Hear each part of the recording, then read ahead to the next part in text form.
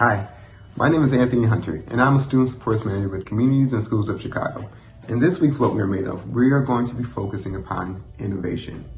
Now, during these challenging times, we may feel limited in a lot of the things that we can do. However, when it comes to exercise, there are many fun, creative, and innovative ways where we can continue to stay fit and active. In this video today, my partner and I will be demonstrating a full body workout routine. This is a routine that can be done pretty much anywhere. It can be done in your house, your apartment, in your front yard, in your backyard, or at the park. When doing this routine, we'll be completing what is known as circuits. So one circuit will consist of 5 exercises that we will demonstrate. In the video, we'll be demonstrating both the traditional version of the exercise as well as the modified version. All you'll need to complete this workout is yourself and some motivation. Not only could this exercise bring about physical benefits such as building strength, but mental benefits as well. And when I say that, I mean reducing feelings of stress or reducing anxiety or, helping out with managing some frustration, which are all common feelings to be experiencing right now. However, exercising regularly and performing a workout such as what I'm going to show you, it can be beneficial in improving mood, improving self-confidence and self-esteem. So without further ado, let's get into it.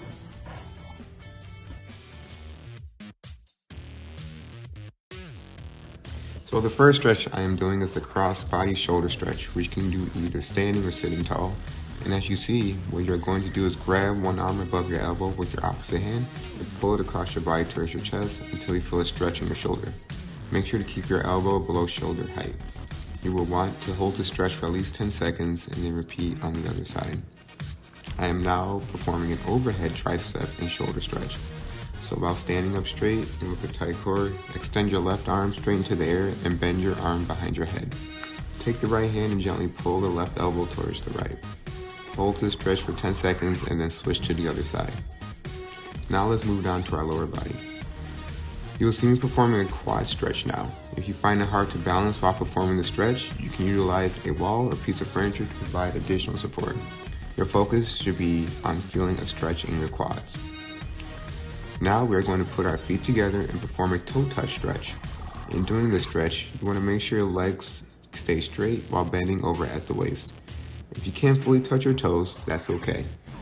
You may also experience some discomfort in your calf muscles, which is normal, but this should not be painful. My partner and I are completing a set of traditional and modified body weight squats. In this case, my partner is using a chair to provide additional support. In doing the traditional and modified squat, you want to make sure that when you go down that your hips and torso are rising up together, that your heels remain flat on the ground, and that your knees remain straight. When performing squats, you also want to make sure that you not go down too low. This could potentially result in an injury. It's best to go down to a comfortable level. Think of how you would sit down in a chair. Now you will see my partner and I perform a set of standard and modified push-ups. The only difference here is that my partner's knees are on the ground, which will take some of her weight off of the upper body and make the push-up easier to perform. However, each exercise targets different muscles in the chest, arms, core, and lower body.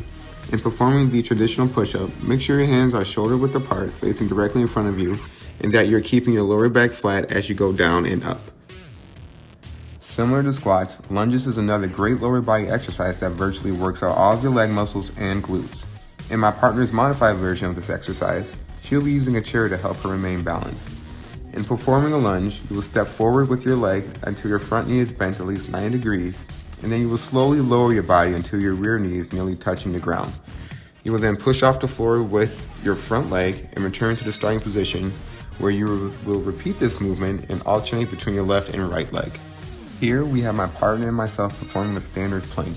For this exercise, you want to place your elbows on the ground, shoulder width apart, with your hands facing flat or clasped together. I would recommend using a towel or mat to place underneath your elbows while holding the plank position. You then want to hold your body in a fixed position while squeezing your core. Even though this may be hard to do and can be strenuous on the body, I also want you to focus on your breathing while performing this exercise. In this case, quality over quantity is what matters.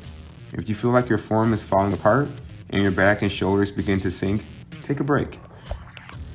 Lastly, my partner and I will be performing standard and modified jumping jacks. In performing a standing jumping jack, stand upright with your hands by your side and legs together, Bend your knees and jump in the air while spreading your legs and waving your arms over your head, and return to the starting position. In performing the modified version, the main difference here is that while extending your arms, you want to keep your feet flat on the ground and alternate between extending your left and right leg. Now that was the end of the first circuit. Thank you for watching. And from communities and schools of Chicago to you, stay positive, stay active, and be safe, everyone. Thank you.